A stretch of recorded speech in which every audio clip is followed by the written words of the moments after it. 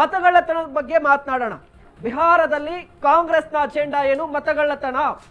ಹಾಗಾದ್ರೆ ಆ ಮತಗಳ್ಳತನದ ಆರೋಪಕ್ಕೆ ಸಂಬಂಧಪಟ್ಟಂತೆ ಜನರು ಏನು ಮಾತನಾಡ್ಕೋತಾ ಇದ್ದಾರೆ?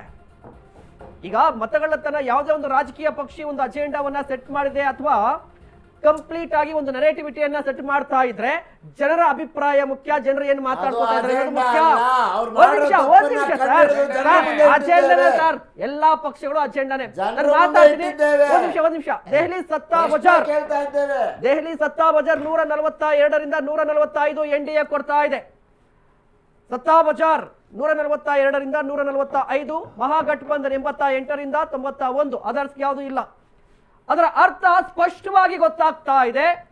NDA ಕಡೆ ಬಿಹಾರ ಜನರ ಒಲವಿದೆ, ಮೇಲ್ನೋಟಕ್ಕೆ ಗೊತ್ತಾಗ್ತಾ ಇರುವಂತದ್ದು.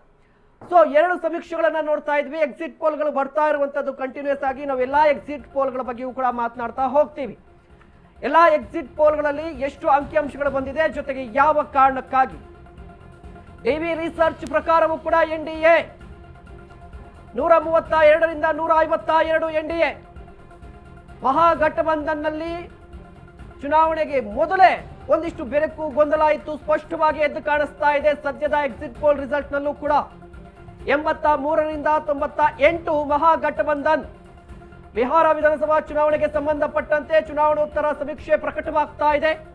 DV ರಿಸರ್ಚ್ ಪ್ರಕಾರವೂ ಕೂಡ NDA ಮೈತ್ರಿಕೂಟ ಸ್ಪಷ್ಟ ಬಹುಮತ.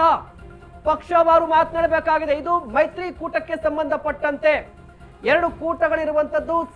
6616 ಅಭ್ಯರ್ಥಿಗಳು. ನಾವು 2 ಕೂಟಗಳ ಬಗ್ಗೆ ಮಾತನಾಡ್ತಾ ಇದ್ವಿ. ಪದೇ ಪದೇ ಬರ್ತಾ ಇರುತ್ತೆ, ನಾನು ಹೇಳ್ತಾ ಹೋಗ್ತೀನಿ ಯಾವ ಎಕ್ಸಿಟ್ ಪೋಲ್ ಏನಿದೆ ಅಂತ ಹೇಳಿ. ಈಗ ಮತಗಳ್ಳತನದ ಬಗ್ಗೆ ಮಾತಾಡೋಣ. ಯಾವುದೇ ಒಂದು ರಾಜಕೀಯ ಪಕ್ಷ ಒಂದು ನರೇಟಿವಿಟಿಯನ್ನ ಸೆಟ್ ಮಾಡುತ್ತೆ ಅಂತ ಹೇಳಿದ್ರೆ ಅದರ ಆ ನರೇಟಿವಿಟಿಯನ್ನ ಜನರು ಯಾವ ರೀತಿಯಾಗಿ ನೋಡ್ತಾ ಇದ್ದಾರೆ, ಜನರು ಒಪ್ಕೊಂಡಿದ್ದಾರಾ ಇಲ್ವಾ ಅಂತ ಹೇಳಿದ್ರೆ ಅದಕ್ಕೆ ಹೆಂಗೆ ಸ್ಪಷ್ಟವಾಗಿ ಗೊತ್ತಾಗುತ್ತೆ ಅಂತ ಹೇಳಿದ್ರೆ ಎಲೆಕ್ಷನ್ಗಳು ನಡೆದಾಗ ಆ ಎಲೆಕ್ಷನ್ ಅಲ್ಲಿ ಆ ರಾಜಕೀಯ ಪಕ್ಷದ ನರೇಟಿವಿಟಿಯನ್ನ ಅಥವಾ ಆ ಅಜೆಂಡಾವನ್ನ ಜನರು ಎಷ್ಟು ಆಸಕ್ತಿಯಿಂದ ಅಥವಾ ಎಷ್ಟು ಸೀರಿಯಸ್ ಆಗಿ ತೆಗೆದುಕೊಂಡಿದ್ದಾರೆ ಅನ್ನುವಂಥ ಪ್ರಶ್ನೆ ಬರುತ್ತೆ. ಅನ್ವೇಷ್ ಸರ್ ಆಗ್ಲೇ ಹೇಳ್ತಾ ಇದ್ರು ಸತ್ವ ಪರೀಕ್ಷೆ ಎದುರಾಗುತ್ತೆ ಈಗ ಅಂತ ಹೇಳಿ.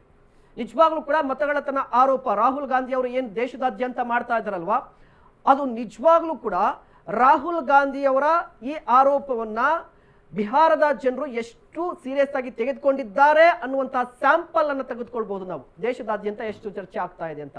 ಕಾಂಗ್ರೆಸ್ ನಾಯಕರು ಏನೇ ಮಾತನಾಡಬಹುದು, ಬಟ್ ಜನರ ಅಭಿಪ್ರಾಯ ಉತ್ಕರ್ಷ್ ಸದ್ಯ ಬಂದಿರುವಂತಹ ಎಲ್ಲಾ ಸಮೀಕ್ಷೆಗಳು NDA ಸ್ಪಷ್ಟ ಬಹುಮತ. ಏನ್ ಹೇಳ್ತಾ ಇದ್ದೀರಿ, ಏನ್ ಪ್ರೆಸ್ ಆಯ್ತು ಅಂತ? ಅಲ್ಲ, ಅದನ್ನೇ ನಾನು ಅವಾಗಲೇ ಕೂಡ ಹೇಳದಂತದ್ದು. ಈಗ ನೋಡಿ, ಕಾಂಗ್ರೆಸ್ ಅವ್ರಿಗೆ ಮಾತನಾಡೋ ನೈತಿಕತೆನೇ ಇಲ್ಲ ರೀ. ಕಳೆದ 15 ವರ್ಷಗಳಲ್ಲಿ ಅವ್ರ ಪಾತ್ರ ಏನು, ಅವ್ರ ವೋಟ್ ಶೇರ್ ಎಷ್ಟು, ಅವ್ರು ಎಲ್ಲೂ ಕೂಡ ಡಿಸೈಡಿಂಗ್ ಫ್ಯಾಕ್ಟರ್ ಆಗೇ ಇಲ್ಲ. ವೆರಾಸ್ ಭಾರತೀಯ ಜನತಾ ಪಾರ್ಟಿಯ ವೋಟ್ ಶೇರ್ ಮತ್ತೆ ನೀವು ಸೀಟ್ಸ್ ಅನ್ನು ನೋಡಿ ನಾವು ಹೆಚ್ಚಿಸ್ಕೊಳ್ತಾನೆ ಬಂದಿದೀವಿ. ಯಾಕಂದ್ರೆ ಬಿಹಾರ್ ಜನತೆಯ ನಂಬಿಕೆ ನಮ್ಮ ಮೇಲೆ ಹೆಚ್ಚಾಗ್ತಾ ಹೋಗ್ತಾ ಇದೆ. ಆಮೇಲೆ ಕಾಂಗ್ರೆಸ್ ವಕ್ತಾರು ಮಾತನಾಡ್ತಾ ಒಂದು ಪಾಯಿಂಟ್ ಮಾಡಿದ್ರೆ ಏನು ಅಂತ, ಮತ್ತೆ ನಾವು ಸೋತ್ ಬಿಟ್ರೆ ವೋಟ್ ಚೋರಿ ಅಂತಾರೆ.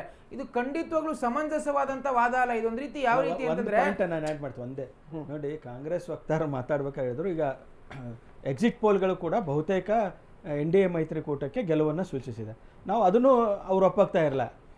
ಯಾವಾಗ ನೀವು ಈಗ ಹಂಗಂದ್ರೆ ಬಿಹಾರ್ ಚುನಾವಣೆಯಲ್ಲಿ ಕಾಂಗ್ರೆಸ್ ಗೆದ್ದಿದ್ರೆ ವೋಟ್ ಚೋರಿ ಆಗಿಲ್ಲ ಅಂತ ಹೇಳ್ತಿದ್ರೆ, ಈ ರೀತಿಯ ಒಂದು ಹತಾಶ ಮನೋಭಾವನೆ ಇದೆಯಲ್ಲ ಕಾಂಗ್ರೆಸ್, ಬಹುಶಃ ಅದನ್ನು ಬಿಹಾರ ಜನತೆ ತಿರಸ್ಕಾರ ಮಾಡಿದ್ದಾರೆ.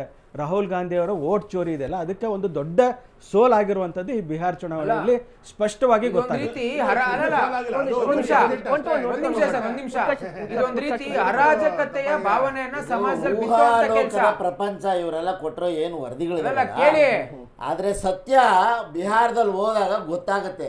ಬಿಹಾರದ ಜನ, ಯುವಕರು, ಮಹಿಳೆಯರು ಯಾವ ರೀತಿ ಊರಿನಲ್ಲಿ ಒಬ್ಬ ಅಭ್ಯರ್ಥಿನೂ ಬಿಡ್ರೆ ಚುನಾವಣೆ ಸೋತ್ರೆ ಮತಕಳ್ಳತನ ಅಂತ ಇವತ್ತು ಚುನಾವಣೆ ವ್ಯವಸ್ಥೆ ಮೇಲೆ ಅಪನಂಬಿಕೆಯನ್ನು ಸೃಷ್ಟಿ ಮಾಡಿ ಅರಾಜಕತೆಯನ್ನು ಸೃಷ್ಟಿ ಮಾಡಬೇಕು ನಿಮ್ಮ ಚಿಂತನೆ.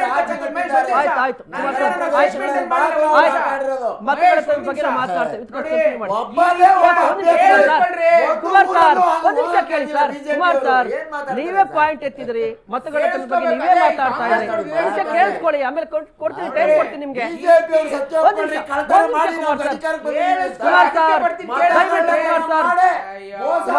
ಟೋಪಿ ಹಾಕಿ ಜನರಿಗೆ ಚುನಾವಣಾ ಆಯೋಗವನ್ನು ಬಳಸಿಕೊಂಡು ಅಧಿಕಾರದಲ್ಲಿದ್ದೇವೆ ಅನ್ನೋದು